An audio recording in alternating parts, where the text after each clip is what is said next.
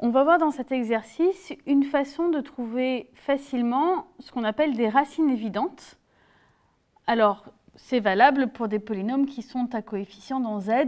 Et puis, tous les exemples qu'on va considérer ici, ce seront des polynômes unitaires. Alors, supposons donc qu'on a un polynôme de degré n unitaire à coefficient dans z. Et si on suppose qu'il a une racine entière, donc qu'il existe un nombre entier k tel que p de k égale 0. Alors, si on écrit ce que ça signifie, ça veut dire que k puissance n plus an-1, k puissance n-1, plus etc., plus a1k plus a0 est égal à 0. Et alors maintenant, si on passe le terme en a0 de l'autre côté, on s'aperçoit que dans ce qui reste, on peut mettre k en facteur. Et donc, on a k facteur de k puissance n-1 plus an-1, k puissance n-2, plus etc. plus a1 égale moins a0. Ce qui donne tout de suite que k divise moins a0, c'est-à-dire que k divise a0. Autrement dit, si on a un polynôme à coefficient dans z, s'il a des racines dans z, forcément, elles doivent diviser le coefficient constant. Alors, appliquons ça sur les deux exemples qui suivent. D'abord, p égale x3 moins x2 moins 109x moins 11. Donc, il est bien unitaire, il est bien un coefficient dans z. Donc, d'après ce qu'on vient de faire, si p de k égale 0 pour un certain k entier, alors forcément, k doit diviser le coefficient constant. Donc, k divise moins 11. Alors, 11, c'est un nombre premier. Et donc, il a très peu de diviseurs. Les seules possibilités, c'est k égale plus ou moins 1 ou k égale plus ou moins 11. Et donc, pour savoir si p admet une racine entière ou pas, il suffit de tester si ces 4 valeurs, une de ces 4 valeurs annule p. Alors, on va vérifier.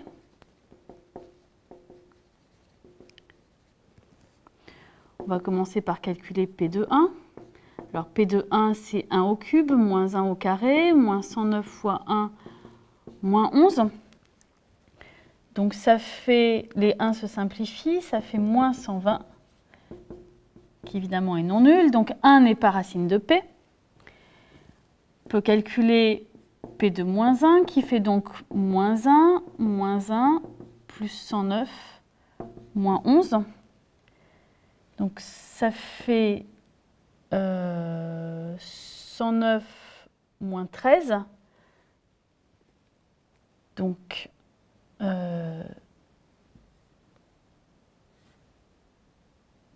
96, qui est non nul. On va calculer p de 11. Alors, p de 11, ça fait 11 au cube, moins 11 au carré, moins 109 fois 11, moins 11. Alors, au lieu de calculer 11 au cube, 11 au carré, 109 fois 11, on va essayer de simplifier un petit peu d'abord. Donc, on met 11 en facteur. Donc, c'est 11 facteur de 11 au carré, moins 11, moins 109, moins 1. Alors, même chose, alors on pourrait calculer 11 au carré, on sait que ça fait 121, mais on n'a même pas besoin de ça. 11 carré moins 11, ça fait 11 facteur de 11 moins 1, c'est-à-dire 11 fois 10, donc ça fait 110. Et donc on trouve 11 facteur de 110 moins 109 moins 1, qui fait 0. Donc 11 est bien racine de p. Et par le même genre de calcul, on vérifie que p de moins 11, par contre, est différent de 0. Et donc finalement, lorsqu'on cherche les racines entières de p, on n'avait que 4 possibilités. Mais sur les 4 possibilités, il n'y en a qu'une seule qui est bonne. Et donc la seule racine entière de p est 11. Alors faisons la même chose sur le polynôme x puissance 10 plus x puissance 5 plus 1. Donc si p de k égale 0 avec k appartenant à z, d'après ce qu'on a montré au début, forcément k doit diviser le coefficient constant, donc k divise 1. Et donc, les seuls choix possibles, c'est k égale plus 1 ou k égale moins 1. Alors, si on calcule P de 1, en fait, P de 1, c'est égal à 1 plus 1, ça fait 3. P de moins 1, ça fait 1 moins 1 plus 1, ça fait 1. Les deux sont non nuls. Et donc, ça signifie que P n'a pas de racine entière. Alors, on voit l'importance de la validation, c'est-à-dire que dans le premier cas, on avait trouvé 4 candidats, mais il n'y en a qu'un seul qui est valable. Dans le second cas, on avait trouvé 2 candidats, mais aucun des deux n'est valable.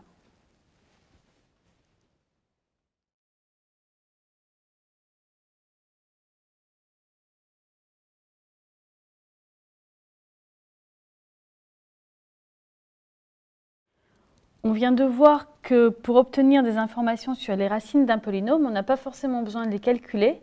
On peut déjà obtenir des informations en regardant les coefficients du polynôme. Alors, on a un petit peu plus que ce qu'on a vu tout à l'heure. En fait, ce qu'on a vu tout à l'heure, ça s'appliquait pour des polynômes à coefficients dans Z.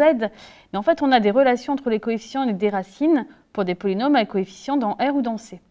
Donc, par exemple, si on prend un polynôme de degré 2, on va le supposer unitaire. On peut toujours le décomposer dans C sous la forme x-a fois x-b. Et si on développe, on obtient donc x carré moins a plus b fois x plus ab. Alors, par exemple, sur le polynôme p égale x carré plus x moins 6, ça signifie que si on ne fait pas le calcul directement avec le discriminant, on sait quand même directement que le produit des racines a fois b, c'est le coefficient constant, donc c'est moins 6. Et on sait aussi que la somme des racines, a plus b, est égale à moins le coefficient de x, donc ici est égal à moins 1. Donc ça signifie que si on a trouvé une racine évidente, on a assez facilement l'autre racine. Alors en fait, je vous laisse faire le calcul, on trouve 2 racines, 2 et moins 3. Alors pour le degré 3, on peut faire la même chose. On va développer ici l'expression x moins a, x moins b, en fait c'est celle qu'on a déjà développée pour le degré 2. Donc ça fait x2 moins a plus b, x plus ab, facteur de x moins c. Donc quand on développe, ça donne x3 moins cx2 moins a plus b x2 plus a plus b fois c fois x plus ab x moins abc.